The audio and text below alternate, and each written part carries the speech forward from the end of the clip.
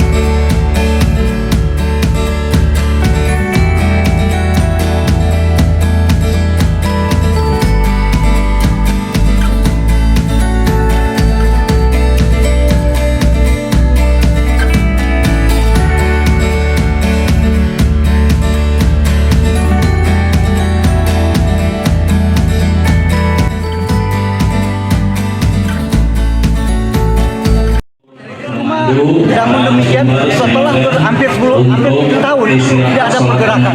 Sementara kita lihat sekarang pasca adanya surat dari Mahkamah Agung 073 untuk berkembang organisasi advokat lebih dari 30, malah 40. Sementara organisasi Pradi yang kita harapkan juga katanya secara nasional tunggal pecah belah juga 3 sampai 5, KI juga pecah. Jadi kita berharap, kita udah mencoba ada rekonsiliasi, ada pendekatan, tapi kayaknya tidak gampang. Kita berharap dengan undang-undang mungkin bisa akan merapat. Kalau kepentingan, kalau undang-undang kan nggak bisa ini. Kalau udah ada bisa pemaksaan itu biar undang-undang menentukan bagaimana nanti yang lain itu merapat. Lalu bersatu sehingga ada mungkin nanti yang selama ini nggak mau rekonsiliasi, yang selama ini tidak mau bertemu, yang mungkin rasa mau bertemu untuk kepentingan bersama. Kepentingan bersama itu apa? Supaya profesi advokat ini betul kita jaga dalam rangka sebagai penegak hukum dan penegak keadilan. Sekarang ini kita tidak merasa kehormatan itu ada. Kenapa? Karena terlalu banyak organisasi, terlalu gampang bagi orang-orang baru untuk mendapatkan. Sehingga akhirnya kita melihat kualitas advokat-advokat baru itu jadi terabaikan karena dalam rangka persaingan.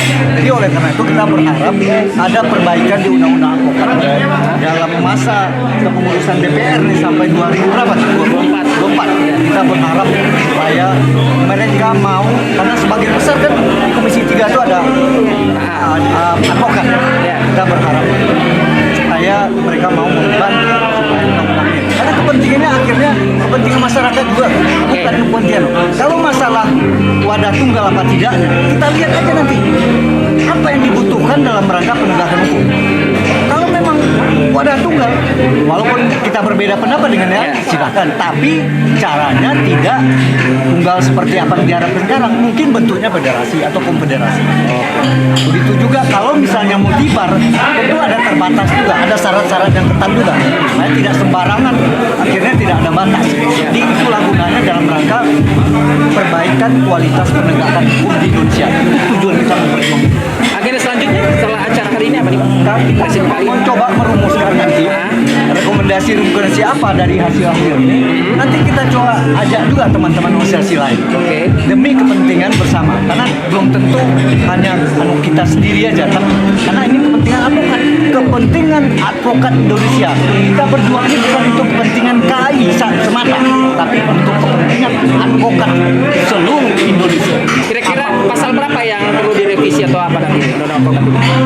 Kalau pasal secara rinci kita belum bahas satu-satu, tapi yang jelas pasal yang karena dibahas oleh DPR yang sudah pernah, kita nggak tahu di pasal berapa.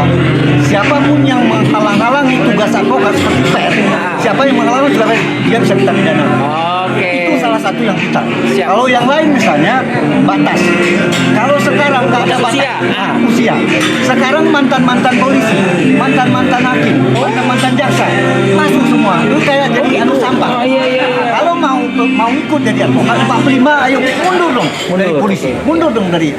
Jadi kemudian begitu kita pengen juga kalau sekarang kan umur 25. Padahal orang tamat besar sekarang 22 udah tamat.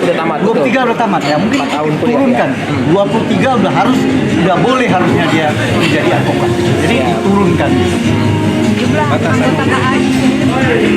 Kalau KAI ini sendiri kan pada awalnya bisa kita bilang 10-an ribu.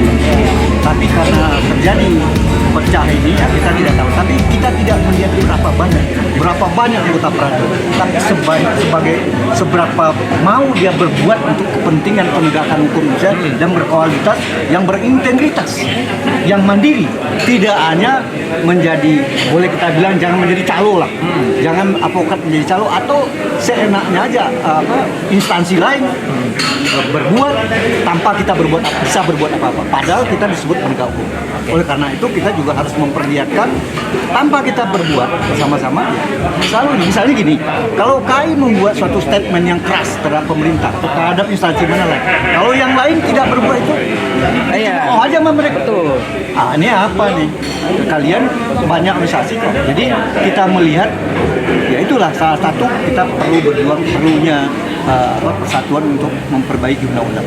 Kebersamaan itu Pak Ketua ya. Apa? Kebersamaan. Sekarang kita lihat ada kejadian-kejadian dalam penegakan hukum Indonesia yang menurut kita diskriminatif, ketidakadilan.